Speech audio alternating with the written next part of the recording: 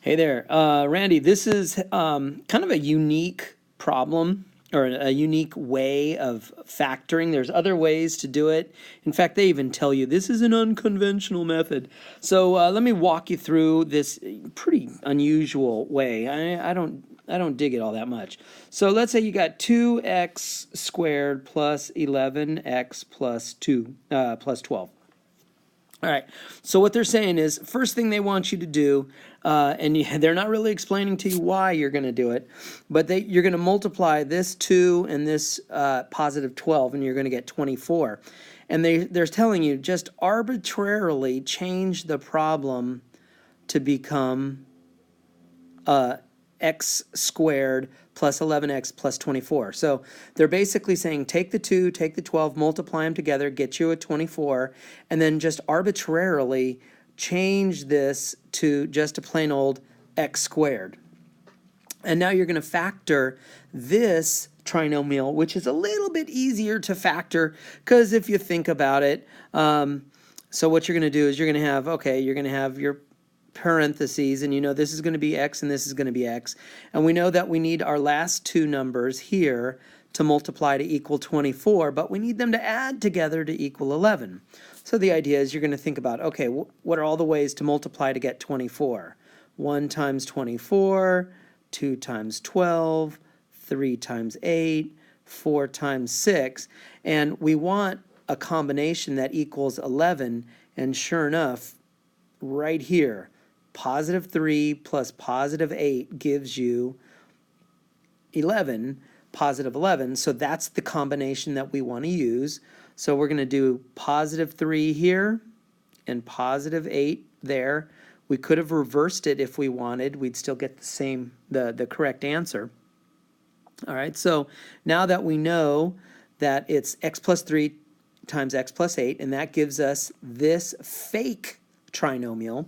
Now what you do is you kind of put in the 2x that it was supposed to be all along, because it was a 2 up here, remember? So we're going to take these and replace them. So now you got 2x plus 3 and 2x plus 8. So you just stick it back in the way you want it. And then this term right here has a common factor of 2. So we need to pull it out. And so that gives us 2 times, and then 2x plus 3, and then this is x plus 4. And it's x plus 4 because we took out the 2, and so 8 divided by 2 becomes 4. So there is that 2. Now the last step is, because this number in the first place was a 2, we are going to divide by 2, which basically means this 2 and this 2 are going to cancel out. And so our remaining factors is 2x plus 3 times x plus 4, right there. And so we know we're right because if we were to multiply this, we would end up with the original trinomial, which was 2x squared plus 11x plus 12. So that is, of course, the original trinomial that we were given. So that's how we know that we did it correctly. Let me show you another example. All right, so let's say we've got like 2x squared plus 1x minus 6. So the idea is we're going to take that 2, take that negative 6, and multiply them together, and that's going to give us negative 12. And so then you just arbitrarily change the trinomial to be x squared plus 1x minus 12, all right? And that's what we get.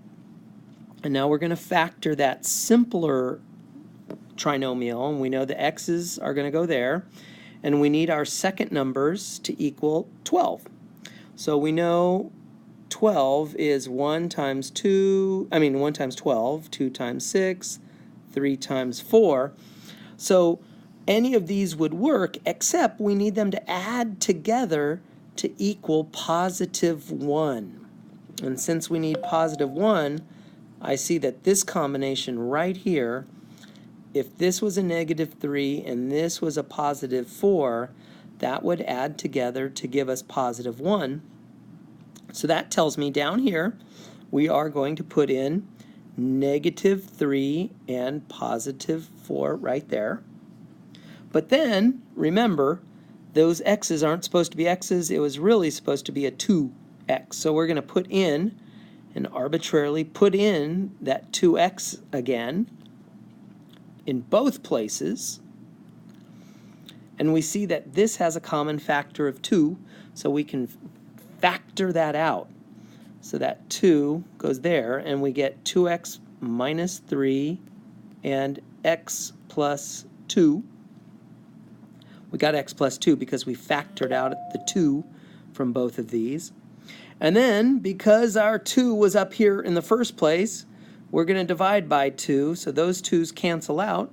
And that leaves us with 2x minus 3 times x plus 2. And that is the process. Now, Randy, you need to know that this is a pretty unconventional, pretty unusual technique. There's other methods. My personal favorite is called the box method. That is my favorite method. Box method, box for factoring. Box method. Oops, I'm running out of room. Box method for factoring. That is my personal favorite, but you got to get along with your teacher. So do whatever your teacher tells you. But if you're really struggling, I love the box method for factoring, and that is how you do the thing that you were asking about.